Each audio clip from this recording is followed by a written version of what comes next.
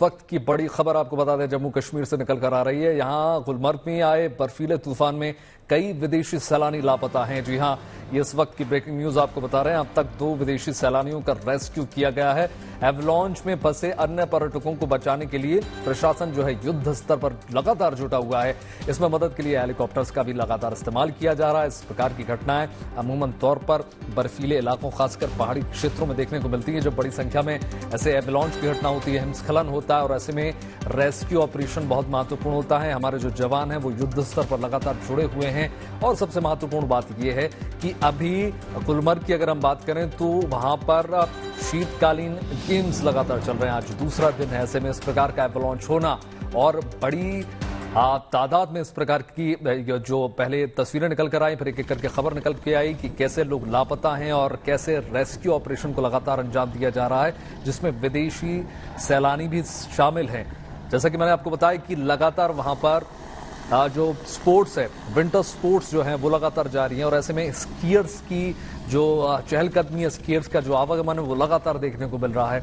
और ये तस्वीरें अपने आप में सब कुछ बयां करती हुई किस प्रकार से सेना ने युद्ध स्तर पर मोर्चा संभाला है और एक एक जिंदगी को, एक एक जान को बचाने का जो सिलसिला है वो लगातार जारी है। जब भी इस प्रकार की प्राकृतिक आपदाएं आती हैं, हमारे जवान युद्ध स्तर पर अपना काम संभालते हैं, मोर्चा संभालते हैं और उनकी कोशिश यही रहती है कि कैसे न सिर्फ देशी बल्कि विदेशी पर्यटकों को भी बचाया जाए। ये उनकी प्रायोरिटी होती है।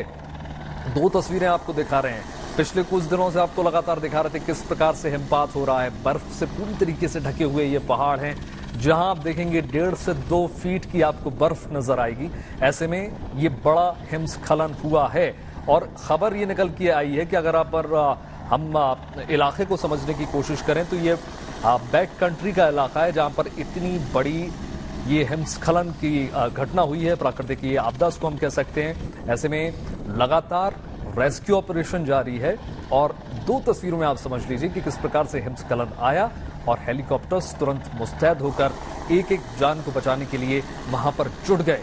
न सिर्फ बारामूला की अगर हम पुलिस की बात करें, बल्कि 18 RRR, HWS और तमाम जो स्थानीय लोग हैं वो भी टीमों के साथ मिलकर बचाव अभियान में लगातार जुटे हुए हैं। और खबर अलग अलग तरीके से निकल कर आ रही। पहले बोल रहे थे कि 3 पर्यटक जो है लापता हैं, लेकिन अब ये खबर भी निकल कर आई है कि कुछ लोगों का रेस्क्यू हो चुका है, यानी रेस्क्यू ऑपरेशन सफल।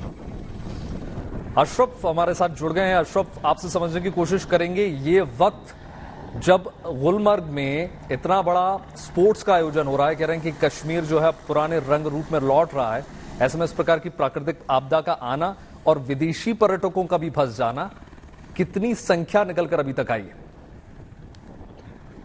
दरअसल वैभव, ये जो बर्फीला तूफान आया है ये अपर रीचेस ऑफ गुलमर्ग आया है। ये गुलमर्ग की वादी में नहीं आया है जहां पर इन खेलों का आयोजन हो रहा है, खेलो इंडिया के तहत। या दरअसल अफरवट पहाड़ियां जो हैं वो गुलमर्ग के पास बड़ी ऊंची पहाड़ियां हैं, जहां पर खासतौर से विदेशी स्कीयर्स जो हैं वहां पर एडवेंचर सीकिंग के लिए जाते हैं।